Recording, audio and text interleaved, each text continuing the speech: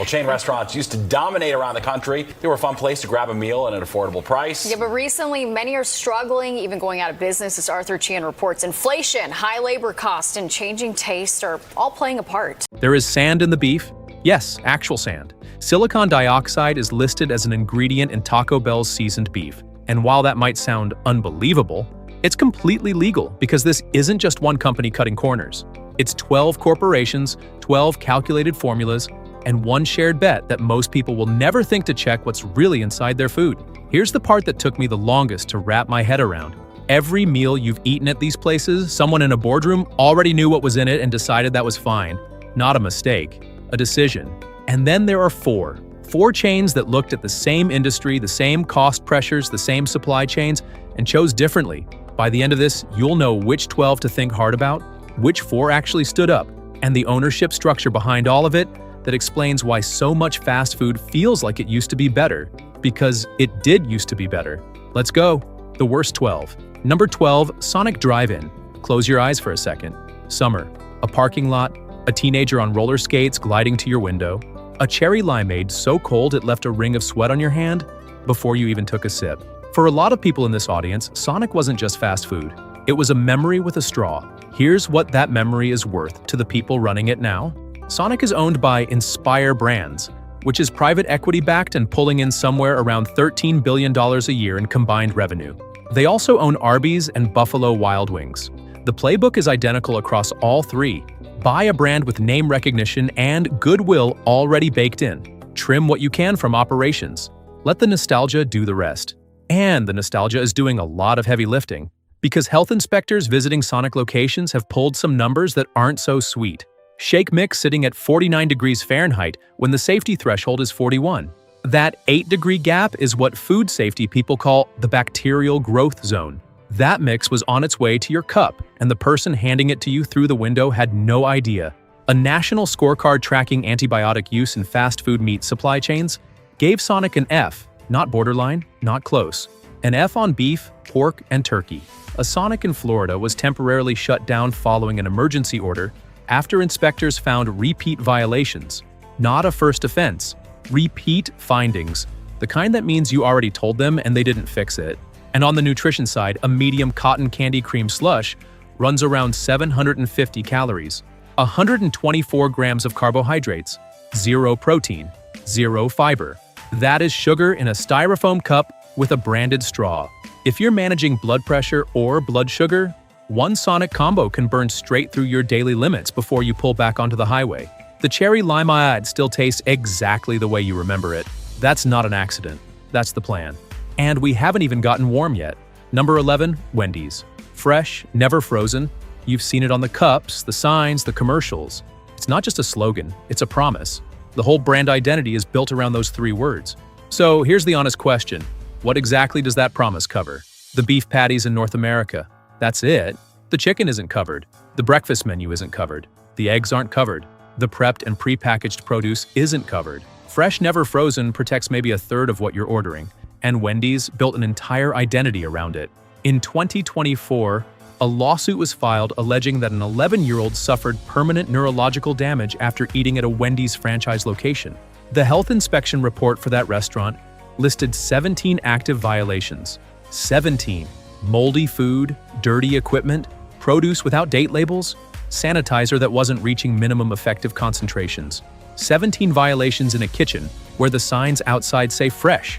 Wendy's was also connected to a 2022 E. coli outbreak tied to romaine lettuce, and then again in 2024 when they pulled onions during the Taylor Farms contamination.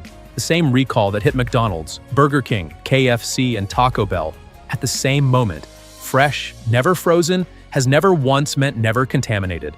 Never once. Wendy's is publicly traded. Activist investors periodically push for stronger financial performance.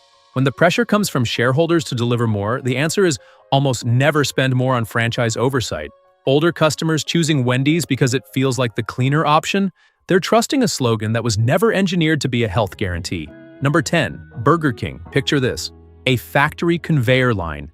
Beef patties moving through a processing system. Not over a fire. Through a machine that applies artificial smoke flavoring and presses grill marks into the surface. The marks are real. The flame that supposedly made them is a commercial. That's the product.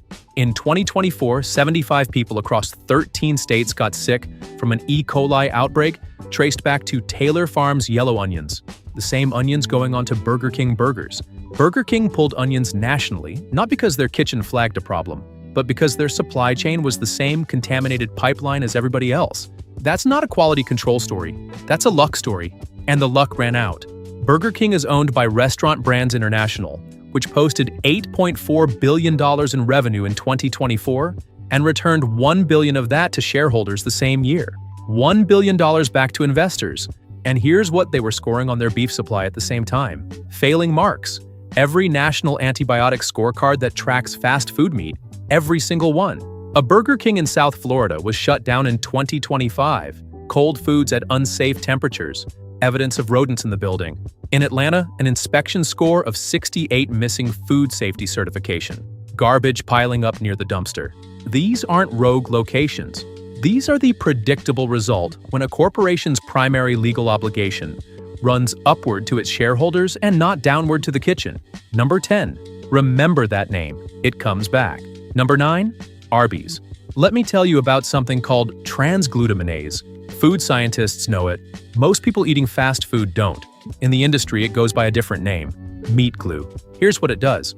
It takes smaller pieces of meat, the offcuts, the scraps, the trimmings that don't qualify for the standard cut, and it binds them together under pressure into what looks like a single solid piece of meat. Uniform. Seamless. Looks like something it isn't. And here's where it becomes more than a texture issue. When you take separate pieces of meat and press them together, you dramatically increase the total surface area that could be carrying bacteria. E. coli, Salmonella, Listeria, all of them need surface to grow. Meat glue gives them more of it. FDA approved? Yes. Still a meaningful risk when temperature control isn't tight? Also yes. And in a high-volume fast food kitchen, temperature control is not always tight. Arby's roast beef is processed this way. We have the meats is the slogan. And now you know a little more about what that means. Arby's is part of Inspire Brands, same parent company as Sonic at number 12. Inspire Brands is backed by Rourke Capital, a private equity firm out of Atlanta managing tens of billions in assets. Same ownership, different logos, one set of priorities. A classic Arby's roast beef sandwich carries over 1,000 milligrams of sodium.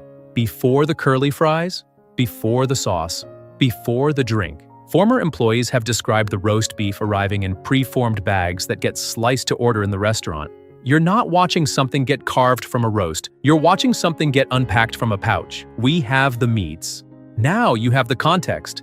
Number 8, Jack in the Box. In 1993, Jack in the Box hamburgers killed 4 children. The E. coli outbreak that followed became one of the most studied food safety disasters in American history. Federal meat inspection standards changed. The entire industry had to change. Jack in the Box survived. So here's what they decided to do with everything they learned from that. They built the Munchie Meal, available from 9 p.m. to 5 a.m., designed and marketed in their own advertising for customers who are intoxicated. Food media called it exactly what it is. Made for people too impaired to make a reasonable decision. The commercials don't deny it, they wink at it. This is not a side effect of the business model. This is the business model. Identify impaired customers at their most vulnerable. Build a product line around them, market to them directly. Former employees describe late-night shifts as the most problematic environment for food safety in the building. Fewer staff, more volume, fryers running on old oil, grills that don't get cleaned the way the manual says. That is the kitchen the Munchie Meal customer is walking into at 2 in the morning.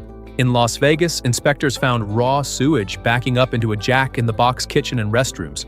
Sewage on the floor. An emergency shutdown was ordered. This was not 1993. This was recent. Jack in the Box is publicly traded. Executive compensation runs into the millions. A chain that survived one of the worst food safety disasters in American history had a choice about the culture it built next.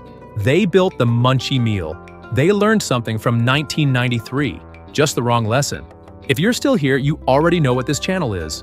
It's not about telling you what to eat. It's about telling you what they were hoping you'd never find out. Subscribe and hit the bell. We do this every single week, and the list does not get shorter. Number 7, Checkers and Rallies. Here's something a lot of people still don't know. Checkers and Rallies are the same chain. Same company, same food, same menus. The Southeast calls it Checkers. The rest of the country calls it Rallies. The split is geography. The health inspection records are unified, and those records are worth slowing down for. What did inspectors find inside Checkers and Rallies locations across multiple states? Rodent droppings near fry stations, roach activity in food storage areas, and the detail that really gets me, repeat violations. Same locations, already cited. Inspectors came back, same problems waiting, because the economic pressure didn't change between visits. Checkers and Rallies is backed by Oak Hill Capital Partners, private equity. Same acquisition strategy you've seen throughout this list. Buy the brand, maximize locations, and minimize the operating cost. The gap between what franchises are expected to spend on maintenance and what it actually costs to run a clean kitchen is exactly where these problems live. The food itself is built around the cheapest available ingredients. Heavily processed burgers, aggressively seasoned fries, no meaningful commitments on antibiotic use or sourcing. A combo meal here can push close to 2,000 milligrams of sodium. The daily recommended limit is 2,300. You've nearly spent the day before you leave the parking lot. For immunocompromised people, for older adults, a kitchen with documented rodent activity is not a manageable risk. It's a direct threat. Private equity bought this chain, squeezed the margins, and handed you the result in a paper bag through a drive-through window. The branding outlasted the standards. Number 6. Popeyes. Name a fast food chain that feels more authentically Southern than Popeyes. I'll give you a second. The red beans, the biscuits, the heat and the breading that makes you feel like someone in Louisiana learned this recipe in a real kitchen somewhere. The whole brand is built on a feeling, origin, belonging, a specific place and a specific tradition. Now let me tell you who actually owns it. Restaurant Brands International, the same corporation behind Burger King at number 10 on this list. RBI is headquartered in Toronto, publicly traded. In 2024, they returned $1 billion to shareholders, while growing Popeyes' system-wide sales by over 40% year over year. The Louisiana Kitchen is a logo. The corporation answering for it answers to the Toronto Stock Exchange. A Popeyes in Memphis was cited for multiple critical violations, including improper hot holding temperatures and evidence of pest activity after a previous inspection had already flagged the same location. The inspector came back. The same problems were still there. That is not a staffing issue. That is a management culture. The chicken arrives pre-battered and frozen. The flavor you love? MSG and sodium phosphates layered into the breading to compensate for what industrial chicken lacks on its own. The spice is doing real work, but some of what the spice is covering is the question worth sitting with. Former employees have described kitchens pushed to the edge, especially during the chicken sandwich moment when Popeyes went viral and volume shot through locations that were never built to handle it. Holding times extended, oil changes skipped, chicken sitting longer than it should. A 3-piece tender meal carries close to 1,400 milligrams of sodium, nearly a full day's worth, in one box. The Louisiana branding tastes like somewhere real. The supply chain tells a different story. Drop the chain you're done with in the comments. I'll read everyone. Connect the dots for a second because there is a number in this list I want you to hold on to. Burger King and Popeyes, both owned by Restaurant Brands International. Sonic and Arby's, both owned by Inspire Brands, backed by Rourke Capital. And coming up shortly, KFC and Taco Bell, both owned by Yum Brands. That is 6 chains on this list, 6 out of 12, controlled by 3 corporations whose primary obligation, by law, by charter, by the terms of their shareholder agreements, is to deliver financial returns, not to source better food, not to run a cleaner kitchen, to grow the number. Every time you choose between these drive-thrus, you're not actually choosing between competitors. You're choosing between subsidiaries of the same investment philosophy.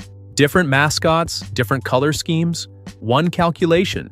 The next chain is owned by someone whose reputation you probably know very well. Someone who spent 50 years becoming the face of honest American business. He's on this list too. Number 5, Dairy Queen. You remember the flip, the blizzard held upside down over the counter before they hand it to you. Proof that it was thick enough to stay in the cup. A little moment of theater. A small promise. Here's what's inside the cup that's making that possible. Dairy Queen is owned by Berkshire Hathaway. Yes, Warren Buffett's company. The most recognizable name in honest American capitalism for half a century. His company owns Dairy Queen. And Dairy Queen's soft serve does not meet the federal minimum standard to legally be called ice cream. It's classified as a frozen dairy dessert. That classification means less real milk fat, more industrial stabilizers, cellulose gum, which comes from wood pulp, mono and diglycerides, and artificial vanilla standing in for the real thing. The Blizzard machine is one of the most consistently flagged pieces of equipment in fast food health inspections nationwide. Bacterial buildup risk, improper cleaning cycles. Health departments across the country have cited DQ locations for this specific issue repeatedly, and the specific product being flagged is the one you hand to your grandchildren. A large peanut butter cookie dough. Blizzard runs over 1,000 calories with more sugar than most physicians would sign off on for an entire day. In one cup, flipped upside down, handed to you with a smile. A lot of people in this audience grew up trusting Warren Buffett the way they trusted a few other institutions that have since let them down. His name is on this chain. His standards show up in this product. Number 4, KFC. Colonel Sanders was obsessive. Pressure cooked, specific timing, 11 herbs and spices he mixed himself and protected like a state secret.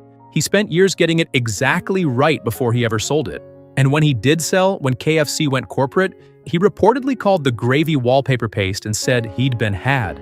That was 1964. Things have shifted considerably since. KFC is owned by Yum Brands, the same corporation that owns Taco Bell, which is number 1 on this list. We'll come back to that. KFC suppliers have been caught in documented international scandals using expired meat, most extensively in China, where footage emerged of product past its label date being reprocessed and sent back into the supply chain. KFC issued statements. The supply chain didn't fundamentally change.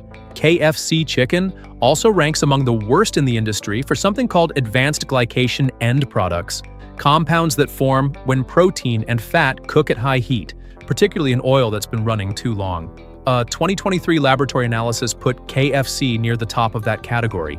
These aren't additives. They're the chemical result of industrial chicken cooked in oil past its safe cycle.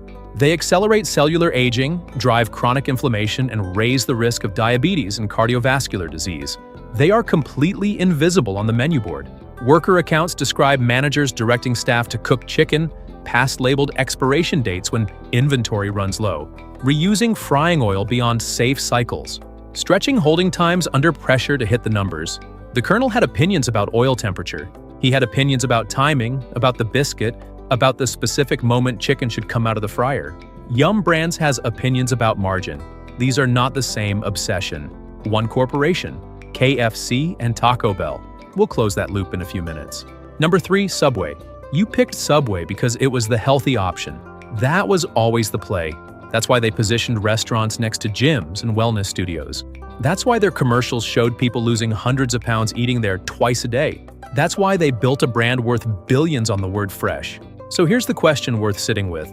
What if the health image was always marketing and never really the meal? The bread. Subway's bread isn't bread in the way most people picture bread. It's a commercial dough product that contained azoticarbonamide, a conditioning agent also used in the manufacturing of yoga mats and shoe soles. After significant public backlash, Subway announced they'd removed it. They may well have, but the part worth sitting with is this. Azoticarbonamide is banned as a food additive in both Europe and Australia.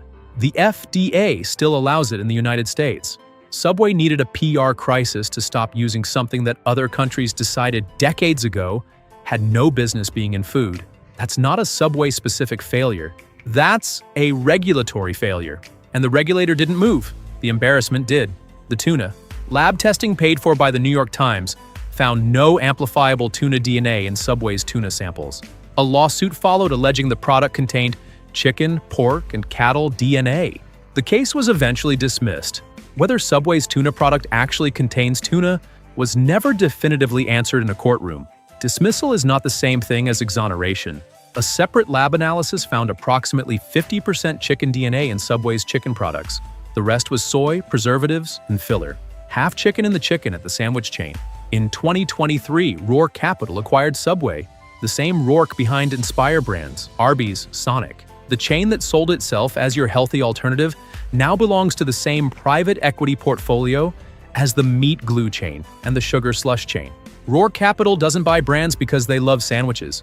They buy brands because they see margin. The processed cold cuts that built Subway's healthy image are classified by the World Health Organization as Group 1 carcinogens when consumed regularly. Group 1, same category as tobacco, not potentially linked. not associated in some studies. Causative. That word means something. Did you actually believe the healthy image? The people who built it were counting on exactly that. Number 2, McDonald's. Here is how ammonium hydroxide beef processing works. You take lower-grade beef scraps, the trimmings that don't qualify for standard ground beef. You treat them with ammonia gas to kill the bacterial load that accumulates in that kind of material. Then you incorporate that treated product into the ground beef blend. Not a contamination event, not a factory accident. A standard Tuesday process. McDonald's quietly discontinued it after it became public knowledge. Not because it became illegal, because once people knew about it, they didn't want to eat it. That was the threshold they were working to. In 2024, an E. coli outbreak across 13 states was linked to Quarter Pounders. The source, slivered onions from Taylor Farms, the same supplier simultaneously sending product to Burger King, Taco Bell, and KFC. McDonald's pulled onions nationally. At the scale McDonald's operates, a single compromised supplier isn't a localized incident. It's a potential mass event before anyone's phone starts ringing. The fries contain 19 ingredients. The shakes contain more than 50. The chicken nuggets contain dimethylpolysiloxane, an anti-foaming agent also found in silly putty. That's not editorializing. That's the ingredient list. Read any one of those out loud to someone who grew up thinking McDonald's was a simple hamburger and watch their face. Here's the thing about McDonald's that the ingredient list alone doesn't capture: scale. They serve billions of customers. Every systemic failure doesn't stay contained, it multiplies. A contaminated supplier at McDonald's isn't a restaurant problem.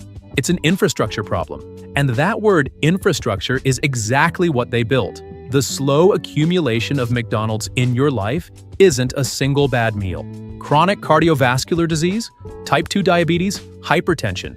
The pharmaceutical industry generates enormous revenue treating conditions that the food industry spent decades helping to create. You don't get sick from one Quarter Pounder.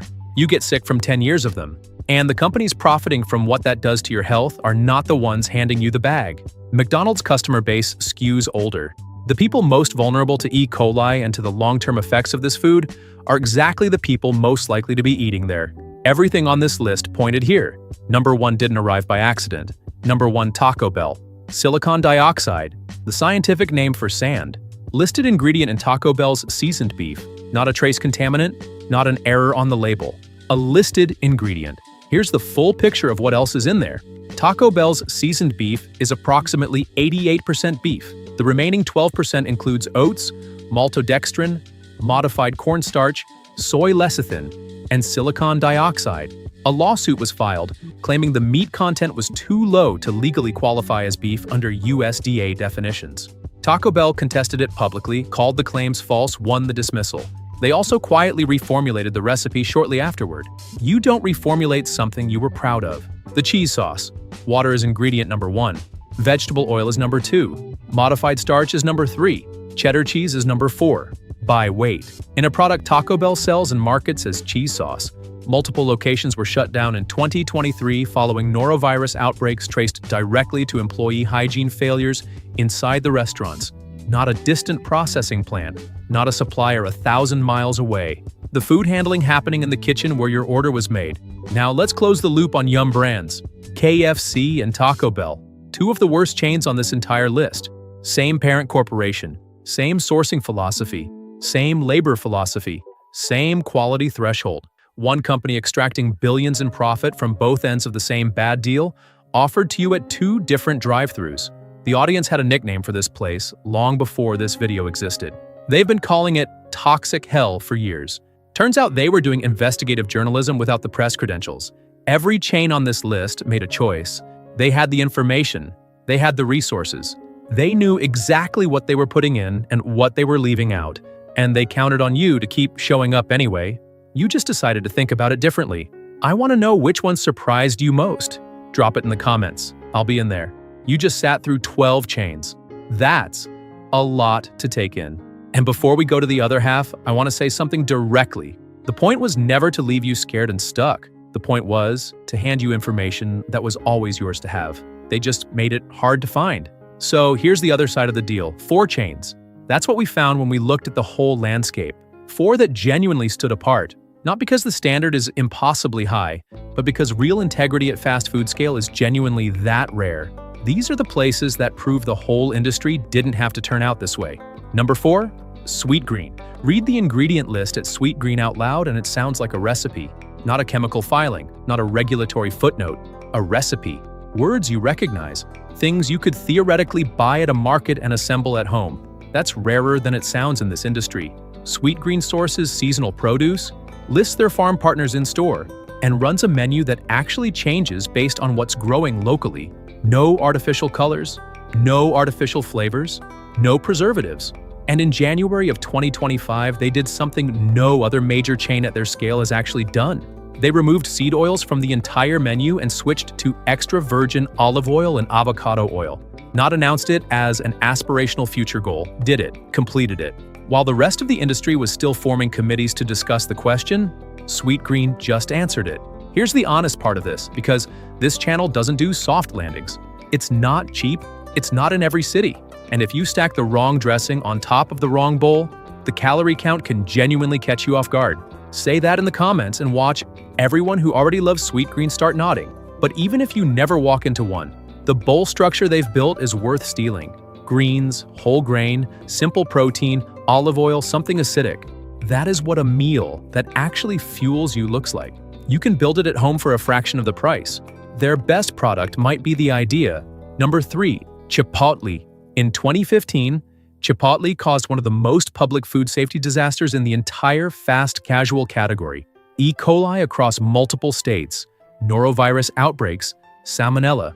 They could not manage it quietly. It was everywhere all at once. They closed hundreds of locations, appeared before Congress, watched their stock crater, spent months being the cautionary example in every food safety training deck in the country. And then they did something almost none of the chains on the worst half of this list have ever genuinely done. They fixed it. What Chipotle built after 2015 is now, by outside food safety assessment, among the most rigorous protocols in the industry. Not just fast food, the broader food service industry. High-resolution food safety cameras, DNA testing of ingredients before they enter the kitchen, enhanced supplier audits with third-party verification. What they serve now, no added colors, flavors, or preservatives anywhere on the menu. Antibiotic-free meat from farms with documented animal welfare standards. A guacamole recipe with 6 ingredients. An ingredient list you can read in under a minute and understand every word of. When any chain on the worst half of this list gets caught, they issue a statement and continue operating exactly as before. Chipotle is the counterexample, the one that shows a disaster doesn't have to produce a press release. It can produce an actual change. Honest caveat, it's still fast food. Build the wrong bowl, go heavy on queso and chips, and the sodium and calorie numbers will find you. Use the bowl structure and use it well. Number 2, Chick-fil-A. I already know what some of you are typing. You've seen the industrial chicken sourcing stories. You saw the 2024 Polynesian sauce recall, an allergen mislabeling situation that pulled product off shelves. Your concerns are real, and they belong in this conversation. Here's the full picture, because that's what we do here. The Polynesian sauce recall was an allergen labeling failure, and it was a genuine problem. Industrial chicken sourcing is a legitimate concern across most of the industry, and Chick-fil-A is not exempt from that. Both true. Also true, for years, Chick-fil-A maintained a no antibiotics ever commitment across their entire chicken supply. They implemented it. They verified it. It was one of the most credible positions any major fast food chain had actually held. Then, in 2024, they walked it back. The new policy allows antibiotics when birds are sick, which sounds measured until you understand that in industrial chicken farming, the definition of sick is not a narrow one. They had the gold standard. They gave it up under industry pressure. That happened and it matters. What they still do right, the waffle fries have 3 ingredients: potatoes, oil, salt. The lemonade is freshly squeezed every day from real lemons, cane sugar, and water. The chicken is hand-breaded in the restaurant, not pre-frozen before cooking. The nuggets contain no added MSG or artificial preservatives. Operationally, in terms of kitchen consistency and food handling standards, Chick-fil-A runs one of the tightest operations in the industry. They have led the entire fast food category in customer satisfaction scores by a meaningful margin for over a decade. At the scale they operate, you cannot manufacture that kind of consistency across thousands of locations for that long. It eventually shows up in the data one way or another. For them, it keeps showing up in the same place. They're not perfect. They're number 2. And the gap between them and number one is real. Half of you are nodding right now. The other half are already composing a strongly worded comment. I want to see both sides of that. Number one, In-N-Out Burger. Think back to what fast food felt like before it became an asset class. When the ingredient list was short, because that's just what food was made of. When fresh meant fresh, not fresh in the legal sense, our attorneys have approved for marketing. In-N-Out never moved from that moment. No freezers, no microwaves, no heat lamps.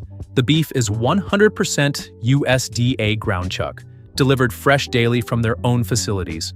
Zero additives, zero fillers. The fries are cut from whole potatoes on site.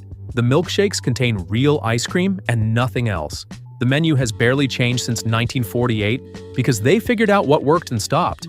Every chain in the worst 12 answers to someone else's financial return. Restaurant Brands International, Yum Brands, Rourke Capital, Berkshire Hathaway. None of them woke up this morning thinking about your food. In-N-Out is privately owned, always has been, and it answers to a quality standard set by the family that built it. When you spend money there, you're not funding a portfolio strategy. You're funding a burger. That gap between chains that answer to quality and chains that answer to profit is the only thing you really need to understand about fast food in America. You now know something most people in these drive-thrus right now don't know. Use it. Stop handing your money to the worst list and start thinking harder about where the rest of it goes. Fast food doesn't have to be a slow disaster. It just usually is. Next week, we're going inside the grocery store deli counter. And what we found there is going to make this list feel like a warm-up. Subscribe if you haven't. And the next time someone hands you a bag through a window and says, "Enjoy your meal," you'll know exactly what they're really telling you. You're a calculated risk. Act like you know it.